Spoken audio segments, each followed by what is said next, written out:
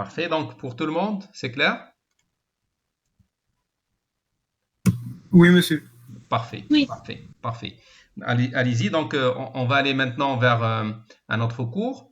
J'ai juste besoin de visualiser mon support de cours que je vais charger.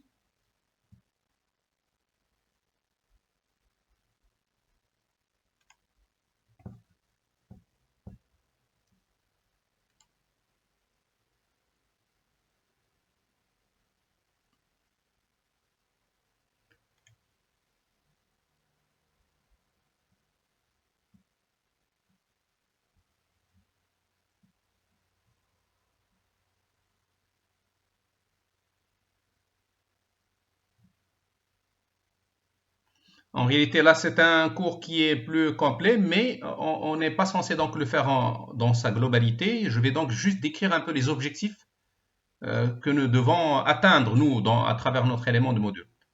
D'accord? Donc, je vais agrandir ici. Donc, le cours, il s'intitule C++. Essentiellement, c'est pour faire de la programmation orientée objet. Ici, c'est ça donc l'objectif principal, mais au passage, on va donc on va s'arrêter sur la syntaxe du langage C++, exactement sur un peu les éléments de en plus. Qu'est-ce que le C++ nous ajoute comme nouveauté par rapport à C? Et quand je dis comme nouveauté, c'est très ancien, donc le C++, il date de très longtemps. Il y a actuellement ce qu'on appelle le C++ moderne, où il y a beaucoup encore d'apports par rapport à C++ ancien. En tout cas, nous, on va travailler sur le C++ standard, et donc on s'arrêtera sur les apports de ce langage-là, par rapport à C. Alors, je ne sais pas, est-ce que je pourrais donc avoir un tableau qui est vide? Non. Alors ici, par exemple, je vais essayer d'écrire là. Alors, nous voulons donc aller de C vers C++.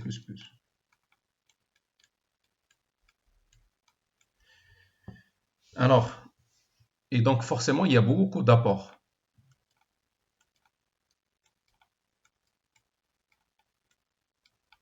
Alors, je vais les appeler A pour dire apport, apport 1.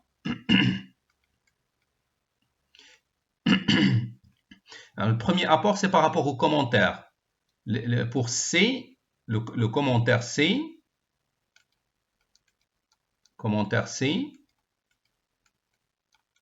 ça se fait comme ça.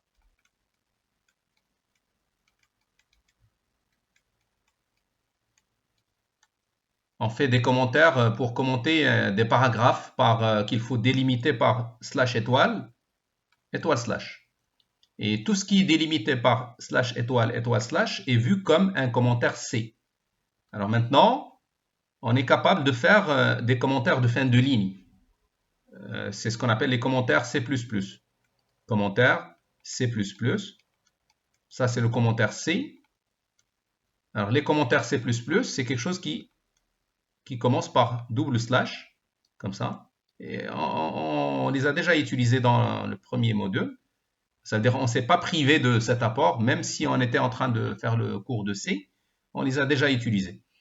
Et tout ce que vous mettez à la suite, serait vu comme un commentaire de fin de ligne.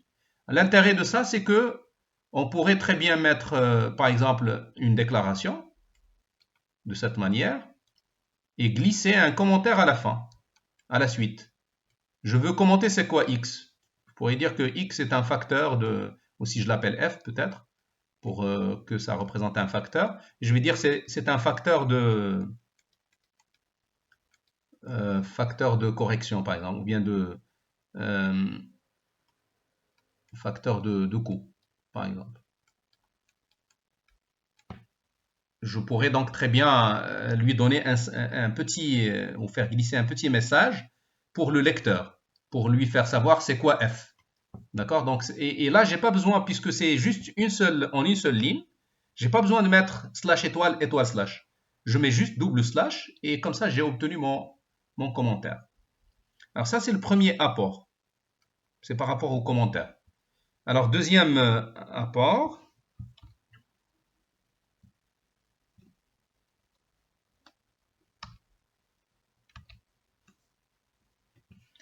Alors, voilà ce que je vais faire. Excusez-moi, donc, je vais juste créer un ensemble de pages blanches.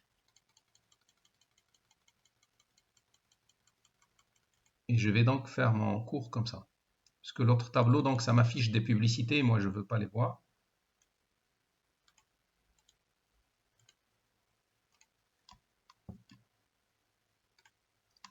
Donc, deuxième apport.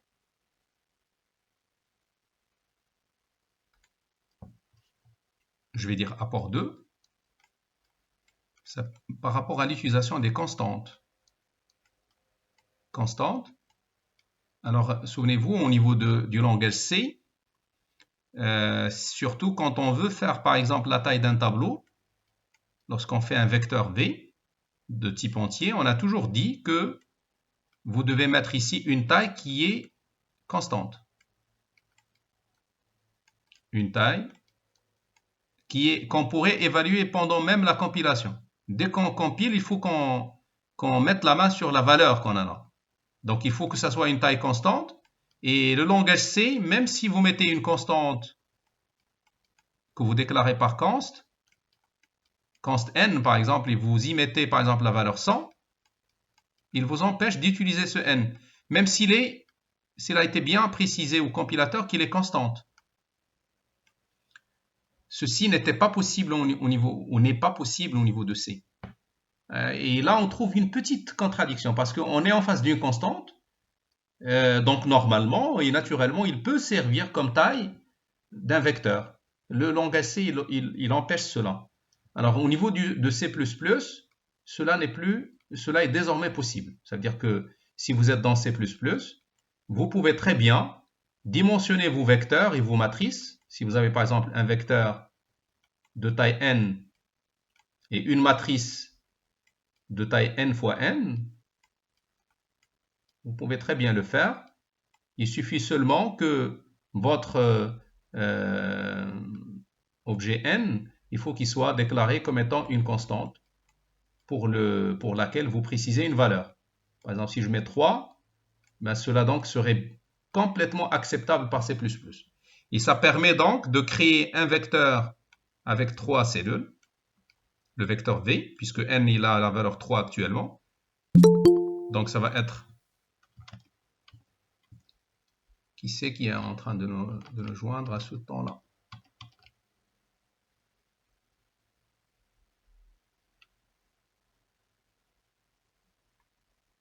Slimane Lifaoui.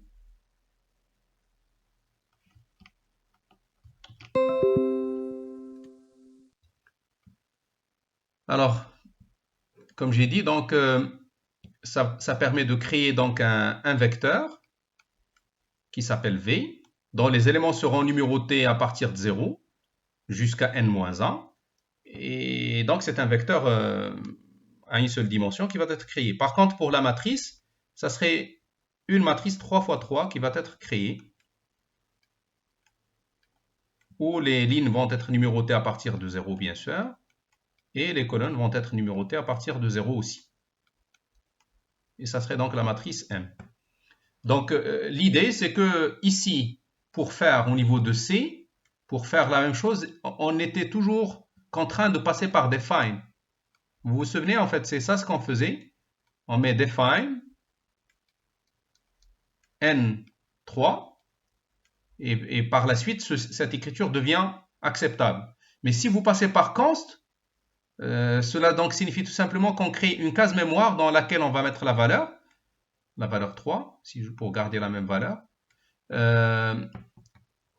C'était pas possible. Donc, passer par cette façon, ce n'était pas possible en langage C. Maintenant, retenez bien qu'on est capable de le faire. Donc, c'est une simplification par rapport à des contraintes qui étaient imposées par C. Alors, troisième apport 3, c'est par rapport aux variables. Sachez bien que maintenant, si je vous donne l'image des deux cas, donc C et C++, donc à chaque fois ici il y a C, ici C++. Alors, C, en fait, pour créer des variables, à part les variables globales, on doit les mettre dans des blocs. Mais on doit toujours les mettre au début du bloc. C'est-à-dire toutes vos variables doivent être déclarées au début du bloc avant de trouver les actions. Toutes les actions, c'est comme si on isole les instructions au début. C'est là où vous déclarez les variables. Ensuite, là, c'est les actions. Actions. Ou bien instructions. Vous n'avez pas le droit, en d'autres termes, de mélanger. De mettre, par exemple, ici, un scanf. C'est une action. Et de mettre par la suite intx. Ça, c'est pas possible en C. D'accord? Il faut donc déclarer toutes vos variables en haut, au début du bloc. Je vais dire au début du bloc. On est contraint de déclarer au début de chaque bloc toutes les variables. Donc les variables doivent être créées. Créer les variables au début de chaque bloc. Et ça, c'est une contrainte. Pourquoi? C'est une contrainte qui n'est pas optimale. Pourquoi? Ou qui va donc faire du programme un programme non optimal. Tout simplement, la durée de vie d'une variable, quand vous la mettez là, la durée de vie, par exemple, imaginons j'ai créé une variable z, sa durée de vie, c'est la durée de vie de tout le bloc. D'accord? Par exemple, si le bloc va durer, je ne sais pas, par exemple, 1 minute, ben la variable y, z, il va être créé pendant 1 minute. Mais il se peut, et c'est ça le cas de C++, il se peut qu'à l'intérieur du bloc, je n'aurai besoin de la variable z que vers la fin, par exemple. C'est-à-dire, ça, c'est le bloc qui va durer toujours 1 minute. Mais la durée de vie de z, je veux bien qu'il soit uniquement le 1/3 de cette minute. C'est-à-dire juste 20 secondes. Donc, je ne la crée que quand j'en aurai besoin. J'ai plus cette contrainte de la mettre au début. Donc, il y a des actions ici. Action 1, action 2. Il y a beaucoup d'actions avant. Mais pour toutes ces actions, je n'ai pas encore besoin de z. Pourquoi alors aurais-je à la créer au début? Parce que si je la crée au début, son cycle de vie, ça serait égal à celui du bloc. Donc sa durée de vie serait égale à celle du bloc. Si je la crée à l'intérieur du bloc, juste avant son premier usage, je vais dire juste avant son premier usage. Je crée la variable juste avant son premier usage. Je vais réduire son cycle de vie. Je sais que toutes les variables qui sont créées à l'intérieur d'accolade, ils vont être détruites à la fin. C'est-à-dire toutes les variables que je vais créer au sein de ce bloc, quand j'arrive à l'accolade fermante, c'est la fin de toutes les variables. C'est la fin du cycle. Oui, allez-y, du cycle de toutes les variables. S'il y a quelqu'un qui veut interagir. Monsieur, on n'arrive pas à voir le tableau. Ah, encore une fois. C'est pas normal. Pourquoi est-ce que mon tableau il disparaisse à chaque fois? Arrêtez. Je le recrée encore. Je le repartage.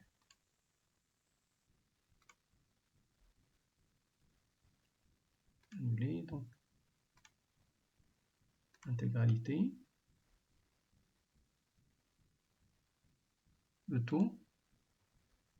Ah voilà, parce que c'est moi qui a choisi juste une partie. Ok. Maintenant ça va? Vous voyez? Vous voyez le tableau? Non, pas encore.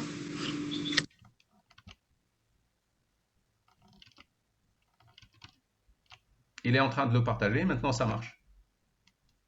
Oui, ça marche, monsieur, merci. Voilà.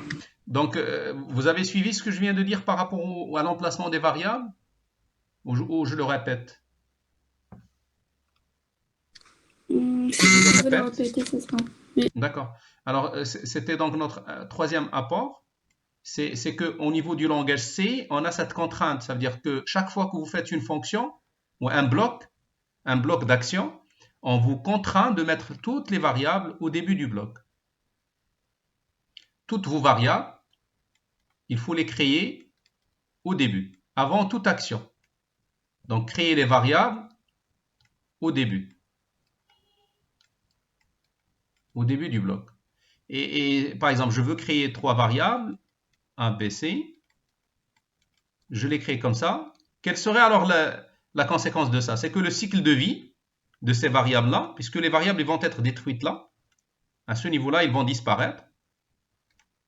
Toutes les variables donc locales, ils vont être détruites à la fin du bloc.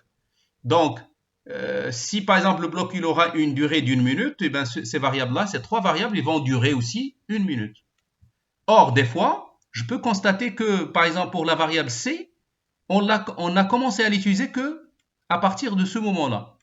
C'est là on a vraiment commencé son premier usage, première utilisation de la variable C.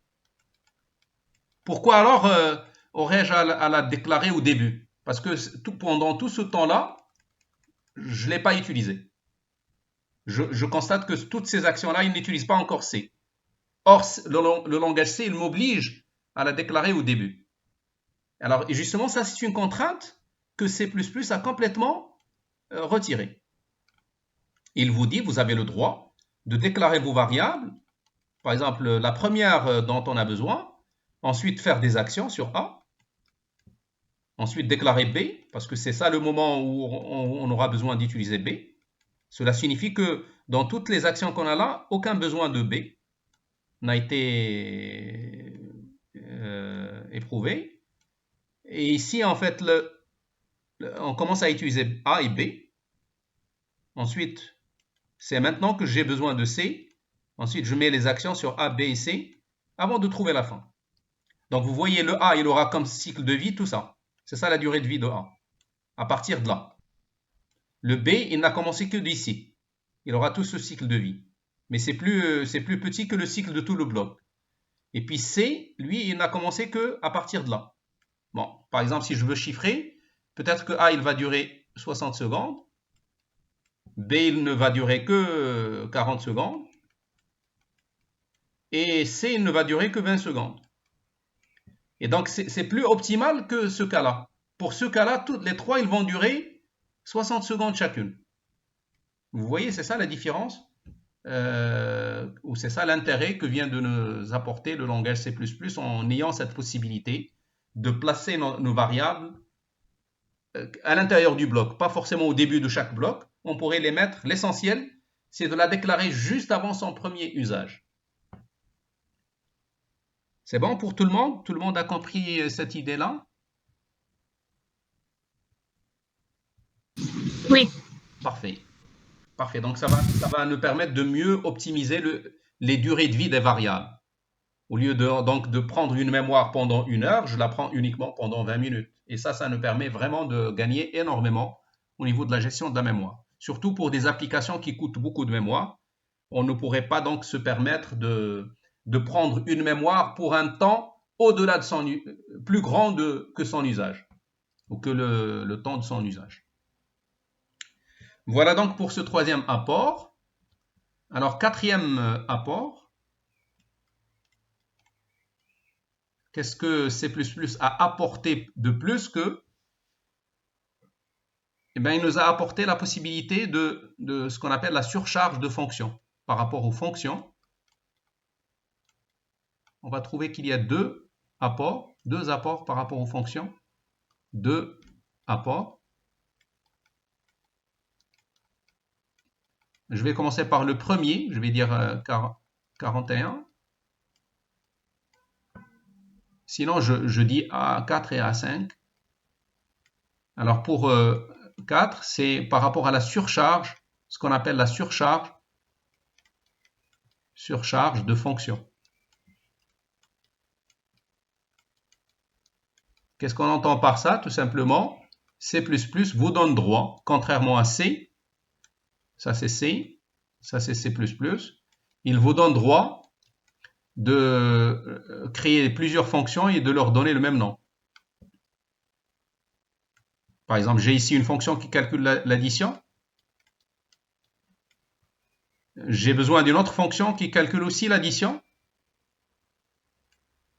mais bien sûr sur des objets différents. Alors le C, lui, il ne permet pas ça. Par exemple, imaginons, je veux faire l'addition d'entiers, deux entiers, x et y. Je veux faire une fonction qui calcule l'addition de deux entiers. Et ici, par contre, c'est l'addition de deux vecteurs. J'ai donc un premier vecteur. Je suppose avoir un type qui s'appelle vecteur. Vecteur ou vector. X, vecteur y. Pour quelle raison C ne me permet pas de nommer ces deux fonctions sur deux êtres différents, sur deux types d'êtres différents, par le même nom? Parce qu'en tout cas, c'est de l'addition. C'est l'addition généralisée à la notion de vecteur. En maths, on a bien le droit de faire ça. On pourrait faire donc une addition dans l'ensemble Z, par exemple, ou dans l'ensemble R, en mettant A plus B, comme on pourrait faire aussi de l'addition dans l'ensemble Rn, en mettant un vecteur U plus un vecteur V. Et donc, c'est toujours, on a utilisé le même symbole, le même opérateur. Alors que c'est lui, il nous oblige à mettre ici, à changer au niveau des noms. À mettre ici add int. C'est comme si je vais faire intervenir le type dans le nom pour les distinguer, parce que le C, il me refuse d'avoir deux fonctions qui portent le même nom. Ici, je vais appeler add vecteur. Alors en C++, on n'a plus cette contrainte. Ça veut dire le compilateur il est tellement engagé que même si vous lui donnez pour les deux fonctions le même nom, lui, il est capable de résoudre les appels quand il va trouver des appels. Il est capable de les distinguer en regardant uniquement la nature des arguments. Par exemple, si je fais un appel comme ça, add, et je mets 3,4, ben ça ne peut être qu'une addition entière, celle-là. Pourquoi? Parce que les opérandes ou les arguments sont de type entier. Donc ici, j'ai int. Ici, par contre, j'ai vecteur. Donc forcément, cet appel-là, il va faire appel à cette fonction. Et jamais à celle-là. Parce qu'on ne va pas confondre 3 comme étant un vecteur. Et par conséquent, on est capable de distinguer entre les deux, même s'ils portent le même nom. Mais en leur donnant le même nom, on leur a donné le même sens, parce que toutes les deux, ils font de l'addition. Certes, pas sur des êtres identiques, donc la première sur des entiers, la deuxième sur des vecteurs, mais ils ont toutes les deux droit de s'appeler par le même nom, addition, bien add. Et justement, donc le fait de définir dans votre programme plusieurs fonctions qui portent le même nom, on dit dans ce cas-là que vous avez surchargé, vous avez donné une surcharge à cette fonction. C'est comme si on garde le même nom pour écrire plusieurs fonctions. Donc, mais maintenant pour les règles, si on veut donc que ça marche, il faut absolument que les deux fonctions qui ont le même nom, ou les trois fonctions, ça peut être 2, 3, 4, le nombre n'est pas fixé, donc plus que 2. Il faut qu'ils se distinguent l'une de l'autre par leur signature. Il faut absolument que